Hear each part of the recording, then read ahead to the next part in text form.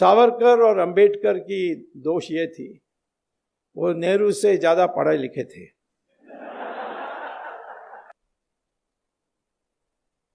अब जवाहरलाल नेहरू का प्रॉब्लम क्या था, वो गए थे लंदन, फिर वहां से कैम्ब्रिज में जाकर दाखिल की, एडमिशन ली और फिर फेल हो गए। नेहरू परिवार में किसी ने भी आज तक कॉलेज की डिग्री प्राप्त नहीं की, सब फेल हुए हैं। एक बार सोनिया ने लिख दी अपने इलेक्शन एफिडेविट में कि studied in the university of Cambridge and got a degree in English. मैंने फिर जब वहाँ गया था लेक्चर देने के लिए कैम्ब्रिज यूनिवर्सिटी में, मैंने पूछा कि कैसे स्टूडेंट थी, उन्होंने कहा यहाँ स्टूडेंट कभी नहीं थी। मैंने कहा लिख कर दोगे, लिख कर दिया। उस समय मनोहर जोशी स्पीकर थे, तो मैंने उनको दिया कि देखिए इन्होंने ऐसा किया, तुम्हारे लोकसभा हुज हू में भी यही बात लिखी है, तो उनको पूछो। तो मेरी चिट्ठी जो मैं लेकर आया उसको भेजा और सोनिया का जवाब आया कि खेद है, ये प्रिंटिंग मिस्टेक है, टाइपिंग मिस्टेक के कारण प्रिंटिंग मिस्टेक हो गया है। तो साहब मनोज जोशी ने पूछा अब क्या करें, मैंने कहा इसको Guinness book of world record को भेज दो, longest typing mistake in history. कभी टाइपिंग मिस्टेक हो सकती है, studied in the university of Cambridge and got a degree in English, ये टाइपिंग मिस्टेक हो सकता है। राहुल गांधी का भी ऐसे ही है, फेल फेल फेल। प्रियंका भी जीसस मैरी कॉलेज में फेल, इंदिरा गांधी भी फेल, जवाहरलाल नेहरू भी फेल। उसके आगे मैं पहले नहीं जानता हूं क्या थे। तो इसीलिए मैं कहता हूं कि जब वो सावरकर या अंबेडकर इनके बारे में सोचते थे, इनको ईर्ष्या आती थी और किसी तरीके से उनका बदनाम करने के लिए लगे हुए थे। जैसे अंग्रेज भी सोचते थे ये विचारक है, दिमाग फिरा देगा। जो मकौले ने देश में, हमारे देश में हीन भावना पैदा की, वो हीन भावना को ये हटा देंगे और फिर लोग खड़े हो जाएंगे। सुभाष चंद्र बोस के डर में अंग्रेज छोड़कर गए। ये किसने कहा? जिस प्राइम मिनिस्टर ने इंडियन इंडिपेंडेंस एक्ट पेश की थी पार्लियामेंट में, क्लेमेंट एटली, उन्होंने खुलेआम कहा था, क्योंकि अंग्रेजों का पहले से तय था, 200 साल से कई बार लिख चुके थे कि जिस दिन ये देश के, हिंदुस्तान के लोग खड़े हो जाएंगे लड़ने के लिए, उस दिन हमें छोड़कर जाना पड़ेगा। और खास तौर पर जब मिलिट्री विद्रोह करेगी तो हम एक दिन भी नहीं रहना चाहिए।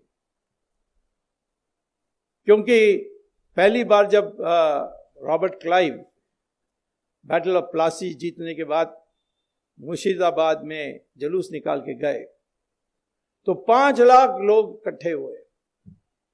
सब ने गुलाब की फूल उसकी पथ में डाली।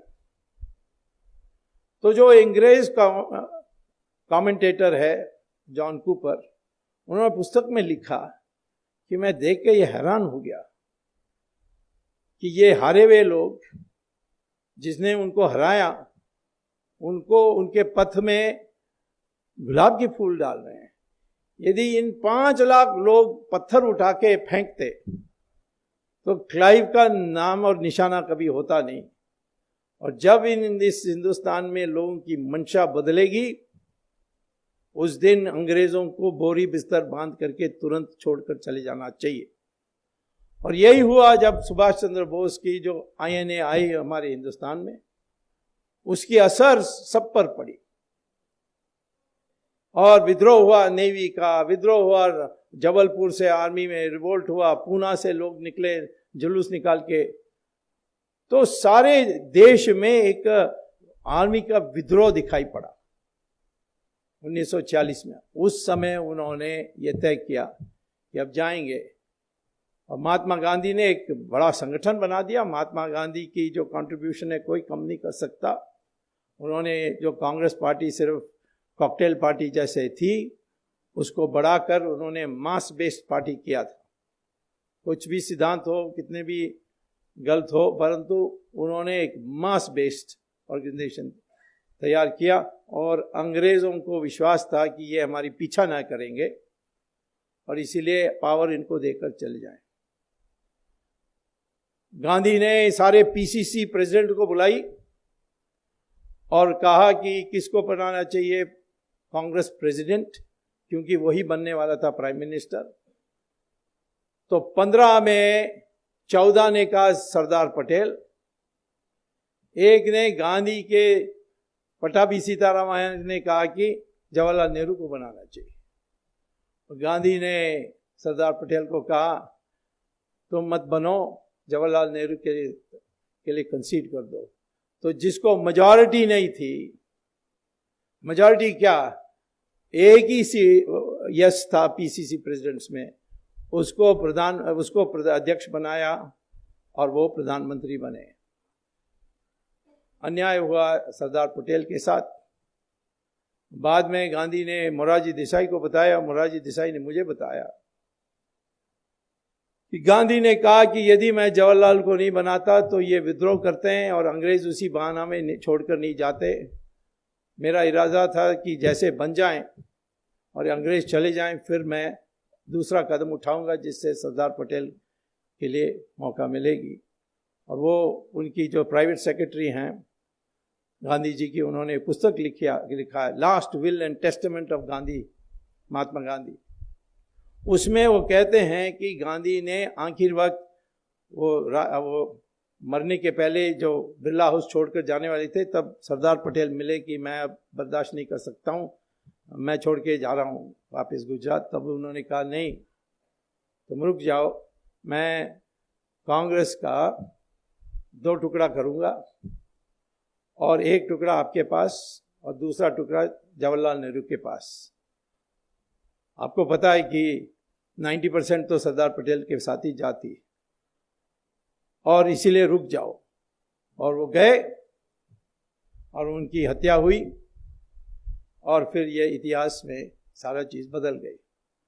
और उसमें जवाहरलाल नेहरू ने एक तो अफवाहें उड़ाई कि सरदार पटेल ने लापरवाही दिखाई होम मिनिस्टर होने के बावजूद, और उन पर संदेह। आरएसएस पर बैन, एफआईआर में आरएसएस का नाम कहीं नहीं है, ट्रायल में आरएसएस का नाम कहीं नहीं आया, लेकिन दुनिया भर में प्रचार कर रहे हैं मिस्टर राहुल गांधी आजकल की आरएसएस ने महात्मा गांधी को मारा। अब उनको तो इतिहास नहीं पता है, जो सिखाते हैं चर्च में वही बोलते हैं बाहर। लेकिन सावरकर को कॉन्स्पिरेसी का हिस्सा बनाया,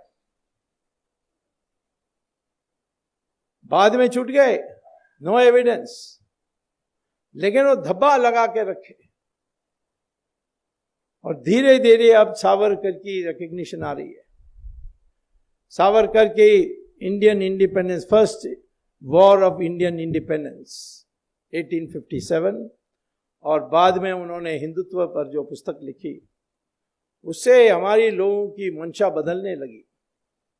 लेकिन क्योंकि कांग्रेस की राज थी, उन्होंने ये सारे आने नहीं दिया था। उन्होंने सोचा कि यदि हिंदू इकट्ठा हो जाएंगे तो फिर हम कभी चुनाव नहीं जीत सकते, क्योंकि हिंदू को विभाजित करो जात पर, प्रांत पर, भाषा पर, और अल्पमत को